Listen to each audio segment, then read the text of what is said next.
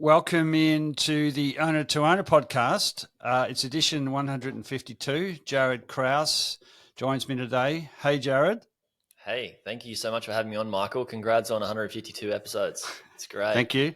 Yeah, it's whatever that is, 4.5 years, but there's lots in the tank. So, look, really, thank you so much for coming on. I was on your podcast maybe a month ago, and we'll talk about that at the end. It's a really great resource, and it's entirely relevant to the conversation we're about to have, which is really how to successfully acquire an online business. Jaryd's a special. Jaryd is an M&A advisor for specifically around online businesses and for online business owners. He's also a growth consultant. So if you've got an online business and you want to ramp it up, Jaryd is someone you can talk to about that. And mainly it's with 7- and 8-figure businesses. I don't use that terminology a lot on the podcast, but it's is that still where you play? Yeah, absolutely. Yeah, still playing in that range. Yeah. You know, I started buying online businesses, the company, to help people, just replace their income and buy, 5 to 6 figure businesses. And we still have that. It's still a great resource and course and coaching where people can get that. But yeah, if somebody wants to work with me as a buy side advisor, it's 7 to 8 figures. And thanks for mentioning that. Also, I think it's worth people noting that on the podcast that you came on, it's episode 311, which it's a great, it's a great podcast episode to listen to, guys. That's good. I am biased, but I'm biased towards talking to you, Michael. It's always a good time, No, we've done it a few times. So anyway, just a couple of things. 7 and 8 figure. So anywhere from $1 million of value up. The 8 figure kicks in at 10. As I say, it's just want to put that in dollar terms. But the themes. And while we're chatting today, we're going to tap into Jaryd's deep online experience, but he also started. You weren't born into online. We'll get to that. You started in a completely different field. But we really want to drive home for small business owners the opportunities with online. I don't think small businesses across the board have fully taken advantage of online, and there's still I was looking earlier, there's a lot of small businesses that still don't have a website. Yeah. So that's it. And look, I guess some of them will never need one, But so today we're going to talk about the reasons you might consider maybe leapfrogging that and buying some online businesses that can pair into your existing offline businesses. And we're going to talk to you about how you do that and where you do that. So they're the themes. It's really to drive home this idea that I think you need to explore. It's been like this for a long time, really, but really, this is the episode to really think a bit deeper and harder about why you need to be online, if not 100%, significantly as an adjunct to your offline business. So, hey, Jaryd, tell us about yourself. Where did you get started? Where are you based, and what are your kind of main business operations? Yeah, cool. Thanks. Can't wait to dive into this chat about just the juicy stuff of online businesses and acquiring them for your primary, say, brick and mortar business. Now, I mean, I'm a plumber, right? Like I'm a apprentice. I was an apprentice plumber. I did that straight out of school. Well, I did it school based, actually. Grew up on the Gold Coast. And just didn't like it. Like I ended up being pretty stressful in the sense that I was sort of groomed to become a site supervisor and a foreman, and then got put into that role whilst I was still an apprentice and pretty young, like 19, and had these 40-year-old guys that had been on the tools a lot longer than me, 2 decades over my 3 years, and it was just. I just turned to the online space to like literally typed into Google in 2013 how to travel the world and make money online. So I was doing trips between work and stuff like that because I was just trying to get out of it. And yeah, made a couple of failed attempts at startups, and then realized, oh, hang on, 90% of these things fail. Why don't I go and buy one that's past that 90% failure rate that's already making an income? So yeah, went and did that and bought a few small ones, and that led to people wanting to know how to do it, and then to me coaching, teaching, and now advising. Yeah, that's that pathway I love. And 2013's relatively early days for that digital nomad, if we could call it that. Really, yeah, it's but pre digital nomad phase. Yeah. Yeah. And also for you, you took whatever the pathway was in school to plumbing, and that wasn't for you, and you were looking for something else. So, and then to think about combining it with travel, I'm guessing a little bit of surfing might have been in the mix. You know me too well, Michael. Yeah, that's the goal. That's my life goal, is how do I surf the best waves I can around the world. That was the biggest motivation for travel, is why I was traveling, is just surfing around, and how do I continue surfing and traveling and enjoy that lifestyle and make an income without going home broke again to a plumbing job and then saving up and then going away. And it's sort of just, like you said, where am I located now? I live in Indonesia, and just I try to do like one strike mission a month, just surf my brains out here, and then go on a few trips a year. Yeah, excellent. All right, so let's hook into set it up with the work you do right now, the main work you do, and then we'll get into the how and why of finding and buying online businesses, either as something, it was just as a standalone thing, but probably for today, more interestingly, how you couple that up with a bricks and mortar or another offline business. Yeah, for sure. I mean, look, with my experience on the online space, and I've been looking at it now, is like, do I go and buy, instead of buying an online business, which I just know so well, why don't I just go buy a brick and mortar business, an offline business, that, like a mechanic, or something that, manufacturer that, I can just use my skills online to just scale it infinitely. And I even recommend that to my clients now, where, yeah, I'm going out and, they come to me with their cash, or what they want to buy a business, help them get a bit of finance. And then we create that acquisition strategy. And their first acquisition might be an online business. But then once we have that online business, it's like, how do we build the portfolio and grow by acquisition, and not just their online space? It's like, do you go and, like, say you have an e-commerce business that is a distribution channel for, say, surfboards, and you're just selling a bunch of surfboards that are not particularly your own, or maybe it is, you're getting them designed from the manufacturer. Like, go and buy the manufacturer, if you can raise some funds, go and buy the manufacturer, and then you're cutting out your biggest expense, and the vice versa. If you have a offline business, say for example, you're manufacturing surfboards, or you're manufacturing something,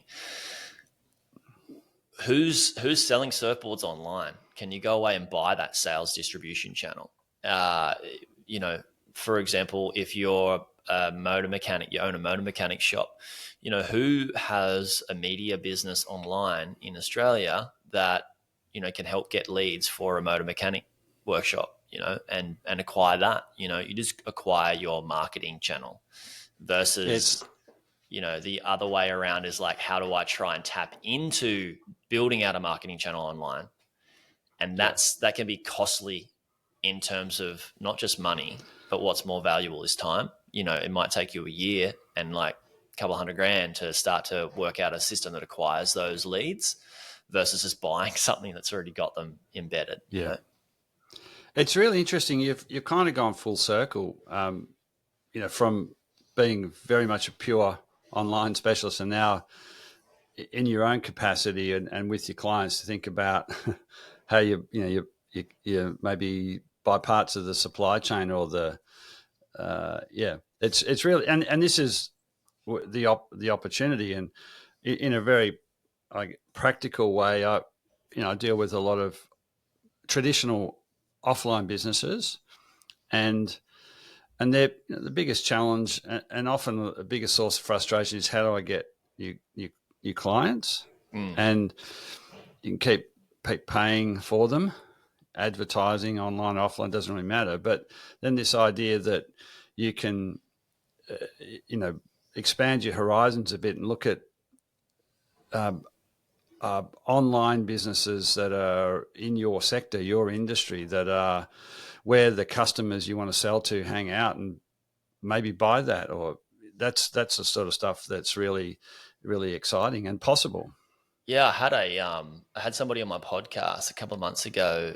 He does acquisitions at quite a large scale, like 9 figures, but started off 6 figures, 7 figures, and he said your biggest business challenges can be resolved with an acquisition.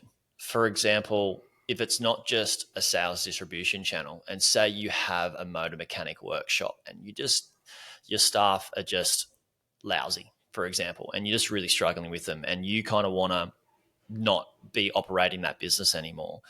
If you hired another motor mechanic workshop in a similar location that was crushing it, right? If you acquired one, you could use their team to come and infiltrate your previous business's team and build a better culture. So you could hire that operator of that motor mechanic. They might have 5 mechanics under them, right? And then you can have that operator come and hire or use some of the team to run the motor mechanic shop that you have, and then you can have that that operator run two motor mechanics and hire the right people and build the right culture. So you can actually acquire a team as well as not just like a working profitable business.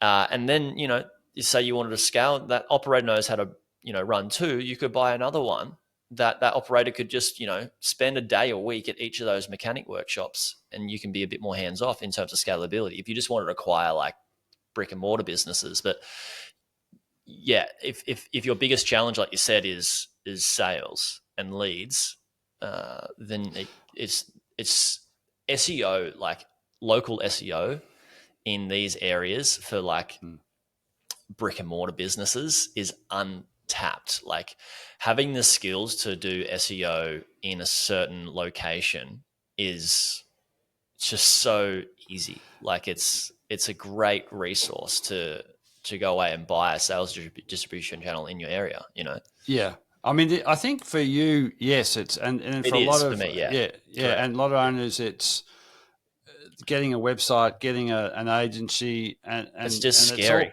Yeah, and it's being disrupted at such a pace.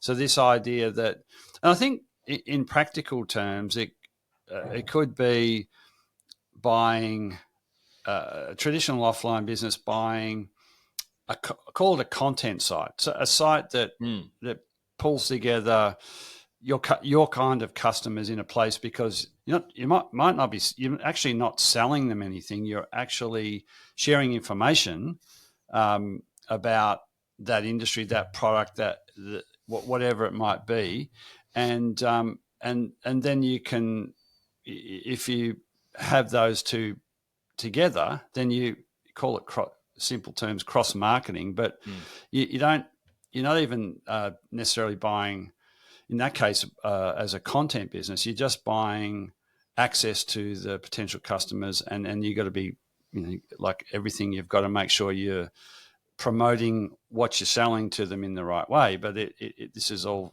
very, very, very feasible and very possible. And yeah. Once you kind of work out who you're selling your product and service to, how do you sell that online? And then you just ask the question, well, how do I not try and just work that out myself, but how do I find somebody that's already selling that product and service online? yeah, And just buy them, yeah. and you just approach them with like, hey, look, you're doing great. You're doing a great thing. Like, I want to see if you'd be interested in exiting, and you add your product and service to their to that business, and you sell it to their email list. You're literally buying a database of people that are just interested in, say for example, you're a lawyer, and there's a website that teaches people how to find lawyers, for your specific cases. You could buy that website. It's a whole email list of people that are hungry, looking for the right lawyer. Yeah. So that would be maybe like a directory site, or like as a type of website that people are searching for that service. So so where do you start? You talked about acquisition. So acquisitions, you've got to know what you're after. Mm-hmm. Are there other marketplaces where someone who's interested in what we're talking about and says, I want to diversify my business, and where might you go? Is Flipper, for example, a marketplace? Are there others like that? And how do they work? Yeah, that's a good question. Flipper.com, absolutely. It's a great marketplace. I know the CEO quite well. He's been on my podcast a couple of times. I've been on their podcast as well. The cool thing about Flipper is that you've got a huge array of different types of online businesses. They are the largest marketplace for buying and selling online businesses. The hard thing about it is that a lot of people do self-list their business. Typically, the better businesses to acquire are the ones that have a broker that lists them on Flipper and are just the broker of the business. Then, you've got empireflippers.com. You've got Empire Flippers is a similar thing. It's a marketplace. Then you've got quietlight.com. If you want a software business, you got feinternational.com. You've got websiteclosers.com. You've got websiteproperties.com. What I do suggest people do is there's basically 6 good solid ones that you can look at. Typically, when you know what sort of business you're looking to acquire, say you're looking to buy a blog, right? Or a media business or a YouTube channel, right? These guys, if you own a mechanic workshop, you could buy a Facebook group of people that are interested in a certain type of car, or, just a mechanic type Facebook group. It's a media business. It's a list of people. You could purchase that and then, add more value to it and start selling your products and services to that. You can literally type into Google, where do I buy Facebook groups? Where do I buy YouTube channels? Where do I buy Instagram accounts? So that's the cool. Where do I buy a TikTok account? Like, just there's always new places popping up that are marketplaces for these types of businesses. So whereas there's places you go if you want to buy a cafe or an auto mechanic shop. You go to Seek or you go to Eden Exchange, and there's thousands of them. So this is quite profound, right? If you got to get your business strategy right. That is, I want to grow. I think a smarter way to do it is to buy something. Mm-hmm. But the takeaway is you can buy a Facebook group. You can buy a YouTube channel. And you got to pay the right price and integrate it properly. But that's what we're trying to say is possible. You can leapfrog. Absolutely. And when you're, just to put it into perspective for somebody that say they're a hairdresser, right? And or they own a salon or something like that. And they're like, I want to buy an Instagram account for people that are interested in hairstyles. If you're going to buy an online business, what you're going to do is you're going to buy a business that's already earning an income stream and already has its own product and services for sale. And you can buy that for a 2 to 3 multiple. Yeah. So if you buy let's say $100,000 YouTube channel or $100,000 Instagram or TikTok account, that is going to be making anywhere from 20 to 30K a year in itself. And then maybe you could add 15 to 30K of sales to your hair salon as well, right? So you're buying it for a far cheaper multiple than most other people, technically.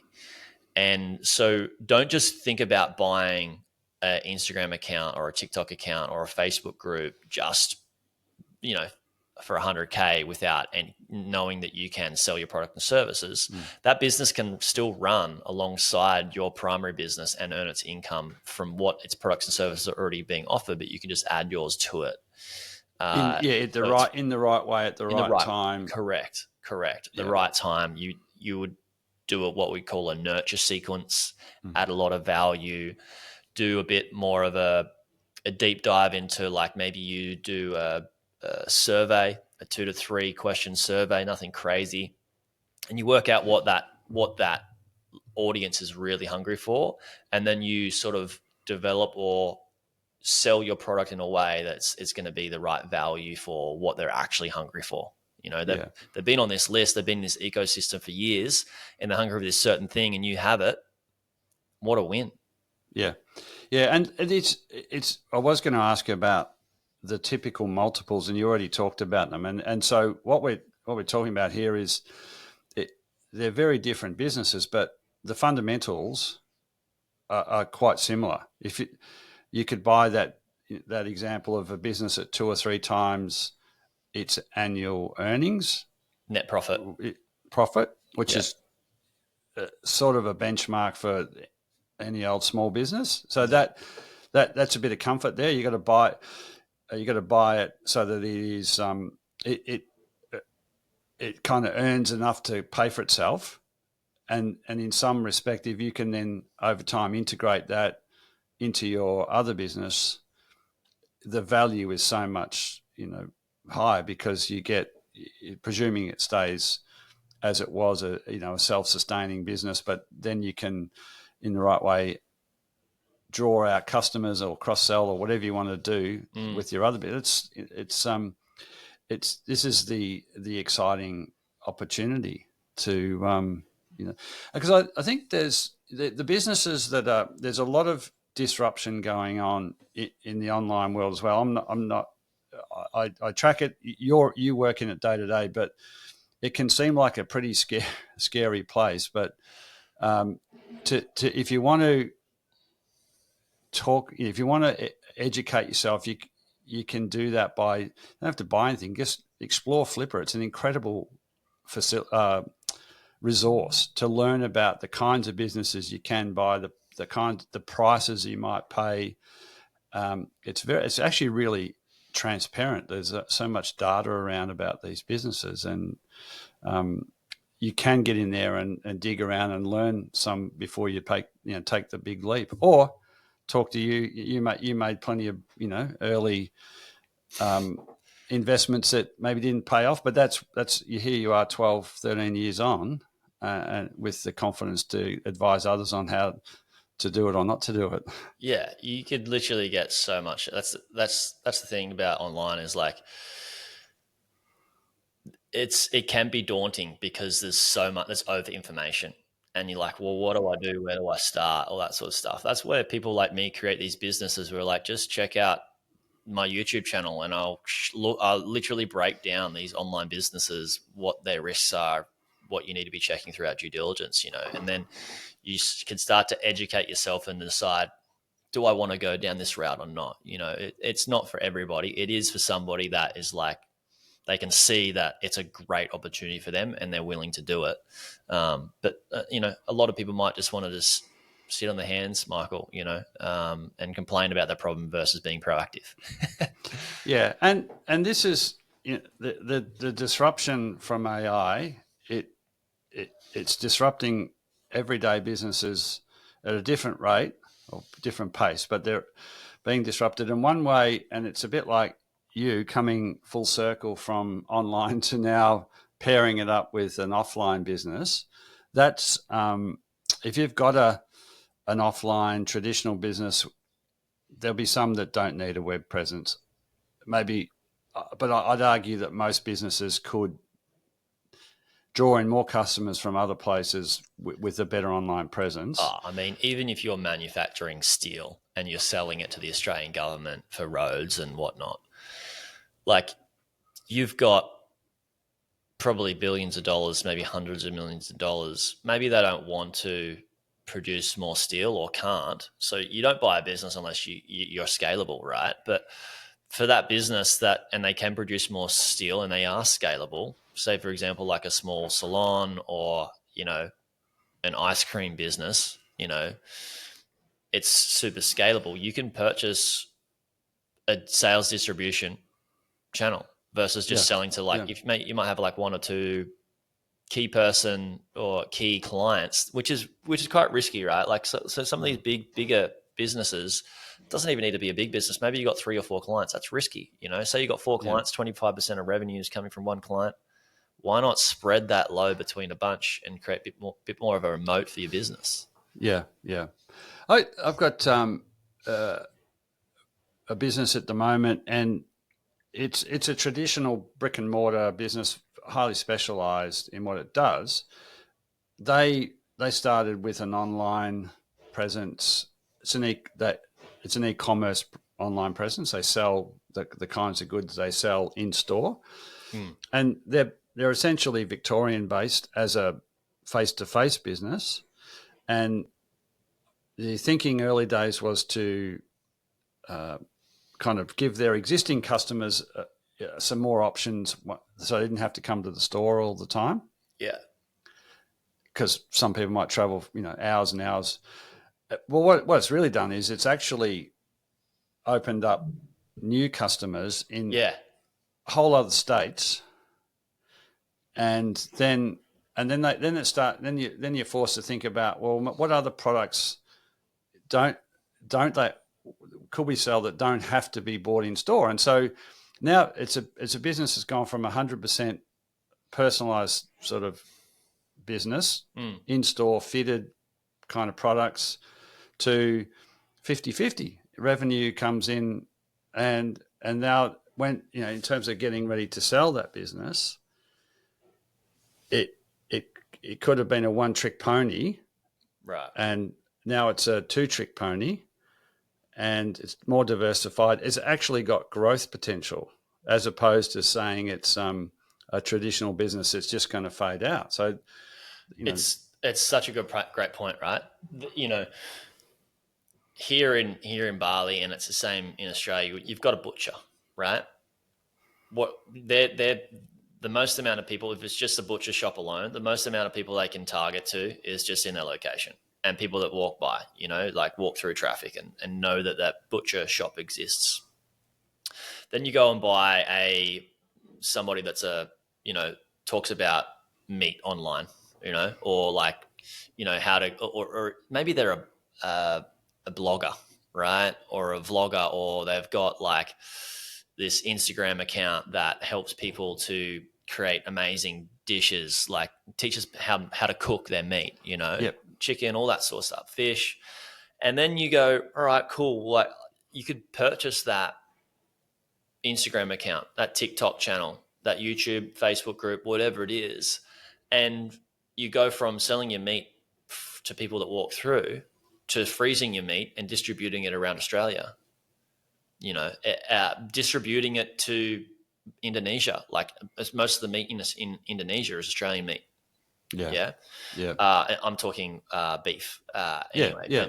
So then you go from this audience of just your location in maybe a small country town in Victoria to, all right, I'm freezing this meat and distributing it further. And you realize, like, okay, we don't need to have, that much staff. We don't need to have to scale. We don't need a butcher shop now in Queensland and New South Wales. It's like, we don't need to serve that audience by opening up a physical store location and having rent every time we open one. Yep. You just send the meat to their door.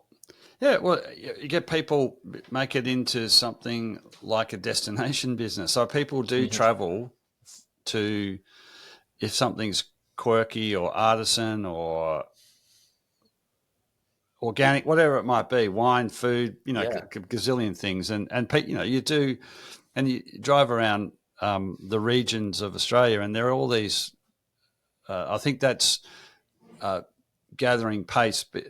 They're making their business, they have to make their business a destination business. Otherwise, it won't survive in that smaller local community, or it'll survive at at the most basic level. But there are these, where I'm in Central Victoria, there's incredible businesses, and it's a tourist town, so it's a weekend town, and more of the businesses are now, I think, cottoning on to build a bit of a brand through an online presence. Talk about, it could be a really simple, but something that differentiates whatever you're selling from everything else you could buy, and you turn yourself into a destination business, or not like something that's got a bit of character that people they get emotionally hooked into coming and checking you out. Absolutely, yeah. It can work the opposite way. Like you really love buying. You're buying your meat, and then you buy it online, but it's from this cool like location in Victoria, and you're like, oh, let's go for barbecue ribs there. Like, I love this meat. Like, Who hasn't travelled a couple of hours for some food. Prime Yeah. ribs, or or a pasty, or a vanilla slice, or yeah. coffee? Women don't shop. How women choose restaurants now is Instagram. Come on, guys. Like, if you own a restaurant, what are you doing? Like, you need to be online. Yeah. Okay. Yeah. So we talked about progressing someone who's going, I think there's something in this. So we've talked about the kinds of sites you should, like Flipper, Melbourne born, like leads the world. It's great. It's flippa.com. You can learn a lot there. You can go online and educate yourself if you're interested.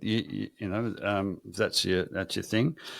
If you were just giving like a really high level checklist of what you should and shouldn't do when you're assessing an online opportunity, what would the 3 or 4 things be, Jaryd?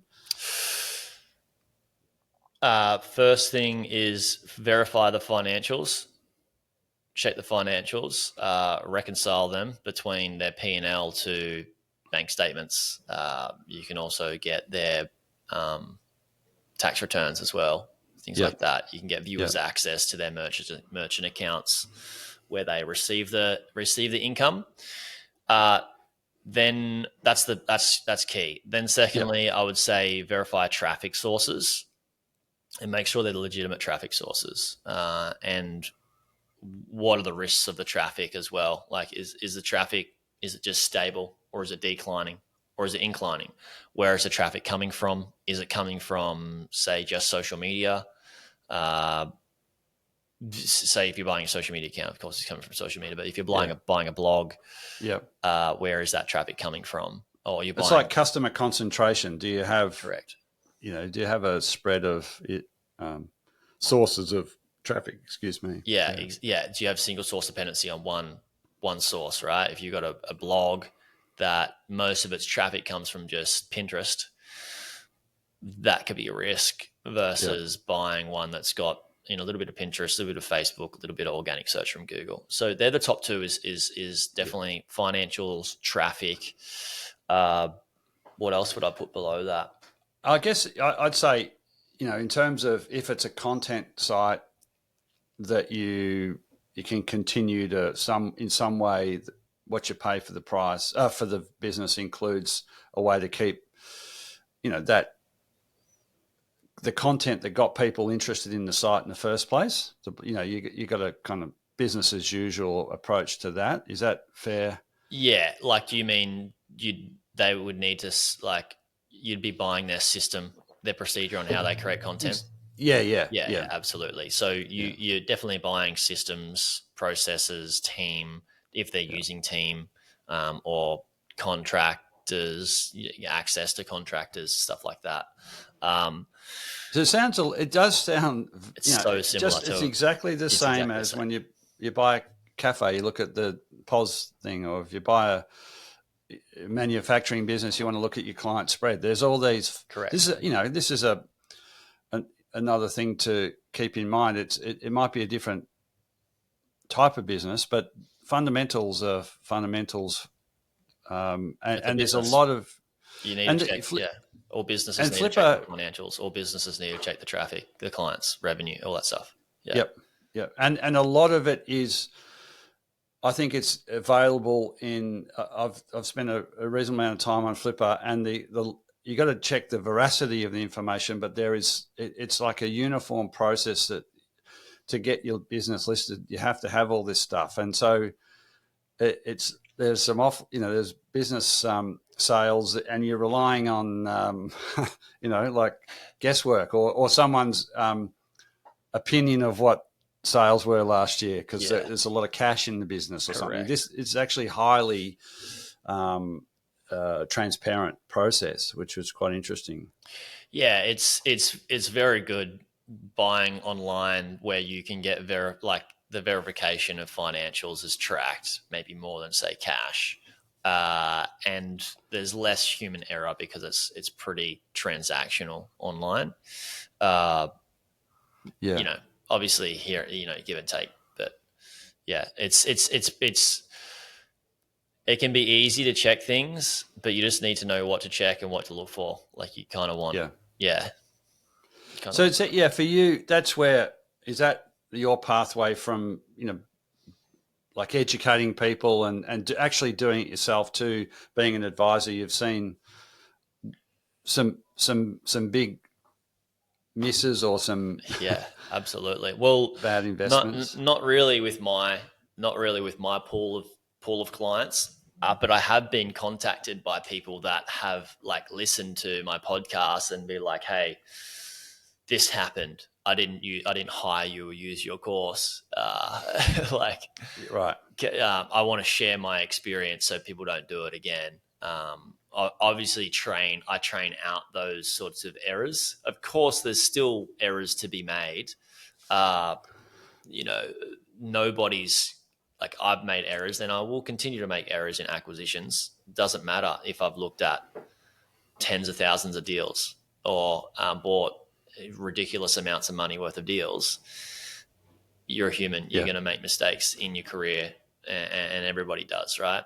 I mean, it's about getting to a point where you do have a long period of time doing this, and so it's not making any foolish promises that it's all.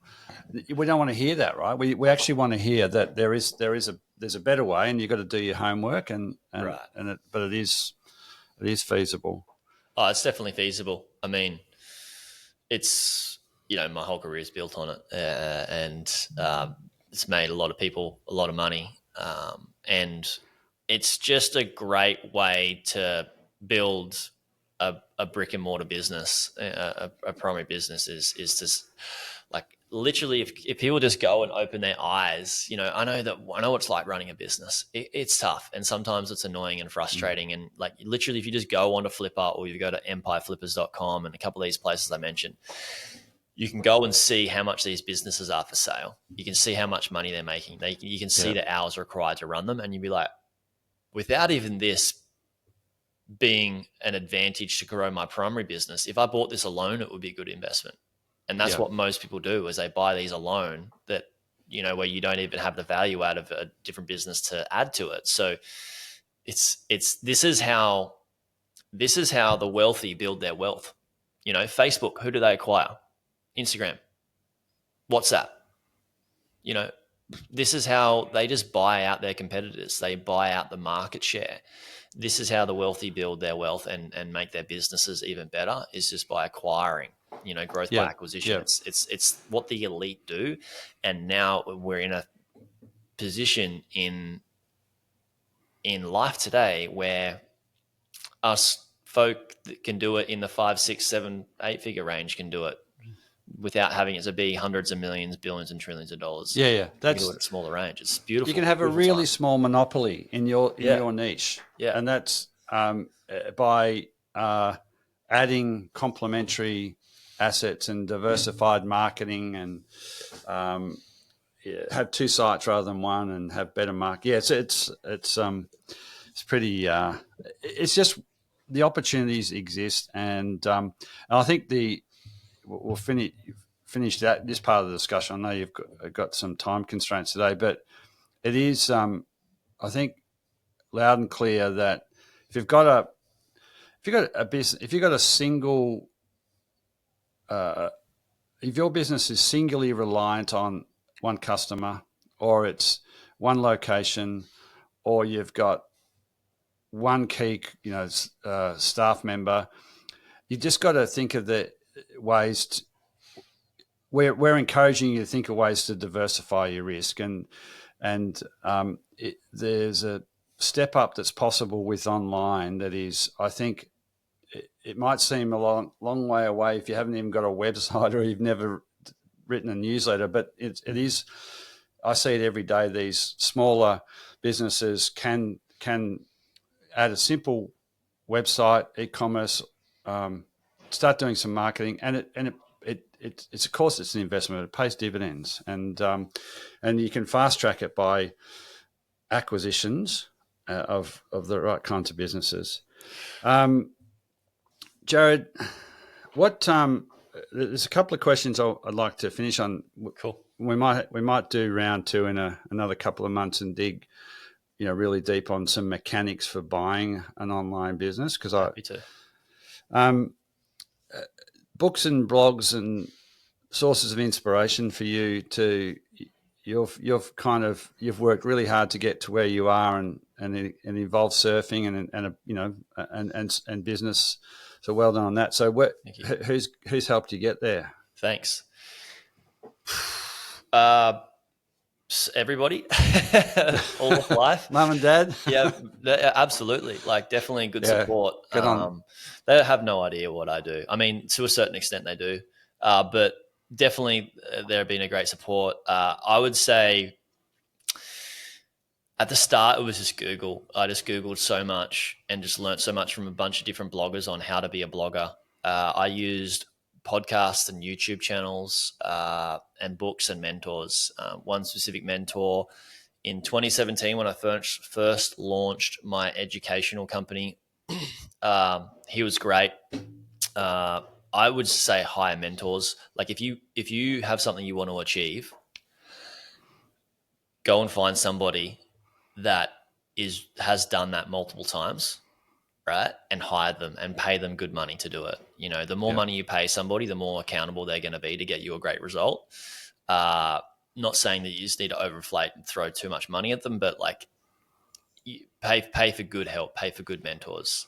So if you want to do a certain thing, then do that. Books, I mean, the one that I recommend most is The Obstacle is the Way by Ryan Holiday. It's an amazing book. I don't have it on my bookshelf right now. It just gets handed out between friends. A lot of my community read that book. I've got another good book by Roger Hamilton called Your Life, Your Legacy. It's on wealth creation profiles and understanding like what wealth creation profile you have. I would say it's hard at the start to learn to listen to what you love in life and business, but as you start to evolve, then you can start to become a bit more picky. But like, listening to yourself is pretty critical at the start until you get a pretty clear headspace. So learning from yourself, learning from others, learning from your failures. I don't think there's any specific influences that I like. I like to get pieces from some influencers. Sometimes I listen to billionaires and be like, that is not correct for me. I do to prove things wrong and prove people wrong and prove myself wrong. This is the question that I'm going to have uniformly asked in each of the podcast interviews this year. Awesome. We had a federal. I know you're living offshore at the minute, but if we had it's an Australian business. If we had a federal small business department and you were the head of it, what would be your top three priorities to increase the success of our small business economy? It's a great question. I would I would look at one of my philosophies on growth is called inside out. Inside out growth is not learn from what everybody else tells you should do, but learn from what's already working and what's not working within the organization, and do less of what's not working, more of what is working. And I would go away and look at where the resources being spent for small businesses in that structure, and which are the businesses that are performing better and providing better products and services for our people in Australia, and work out why they're successful. And then once I know why they're successful, I'd be putting out grants to those businesses that are similar in that, and putting the resources of whatever, you know, you see these grants go out to business, you know, businesses and stuff. You're like, anybody can apply for that. And it's like, I do know that there's people that get that money and they don't spend it on the things that they're supposed to spend it on in their businesses. And I would really tighten up that constraint.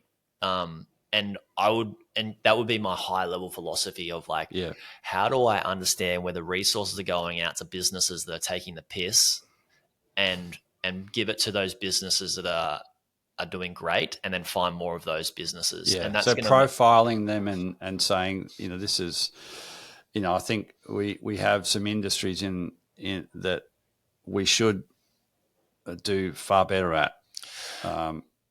Shared learnings. Yeah. Right. And sort of incentivize those businesses to share. Like, I would say, how do we make those smaller businesses more successful, and then sort of share that with the economy. I would have somebody interview them, and then create some sort of media outlet for the government that small businesses could learn from, and then once they've got these certain things, they could apply for these certain grants to achieve this, you know, the same results as these smaller businesses, and just champion them. So then you're starting to not just tell people to start a small business or grow their small businesses. You're sort of teaching people what a good business looks like, and to only go down that route if you're going to do the right things, versus just try and start it and see what happens. Yeah, throw a lot of stuff at the wall. Yeah. Say these are firstly it's possible because these people did it. Yeah. Why not you? Yeah, exactly. I'd also look at doing like the thing of like, what's happening within the organization. Where are people just not, you know, achieving their KPIs, and how do I get better people in the organization that are driving growth, and champion those ones that are driving growth, and have them hire more people that, you know, So I'd change the incentive for everything and everybody. Yeah. So sweeping reforms. Yeah. And then that's the way everybody's incentivized to do better. It's just a way of evolution, but it's just a bit more of a measured approach to provide better evolution faster. Yeah. Jaryd, thank you so much. Thank you. We will do round 2, and we will go into some real mechanics, because you've got a lot of experience. I've done it myself, and there's a way forward here. I guess the idea today was really to say there are these to diversify your risk and to actually grow your business.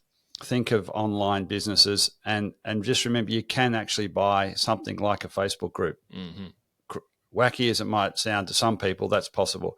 Where do people reach you, Jaryd? Yeah, if you go to LinkedIn, just find me on LinkedIn, or type my name into, you know, YouTube, Google. I'll be around. Yep. Yeah. And happy to chat. So happy to chat. Yeah. Reach out on LinkedIn, guys. If you've got questions, let me know. If I can't help you, I can, and you want to do something in this space, it's likely that I can refer you to somebody that can. And that's the goal, is to make sure people have the right people to help them do what they want. Yeah, excellent. And I know that's from a very genuine place. You've been doing what you've been doing a long time, so I know you want to help. Absolutely. Thank you. All right. Well, you take care, and we'll catch up soonish. I'm looking forward to another one. Yeah, let's go. This will be fun. Thanks so much for your time, Michael. Appreciate you having me on. On you, Jaryd. Cheers, mate.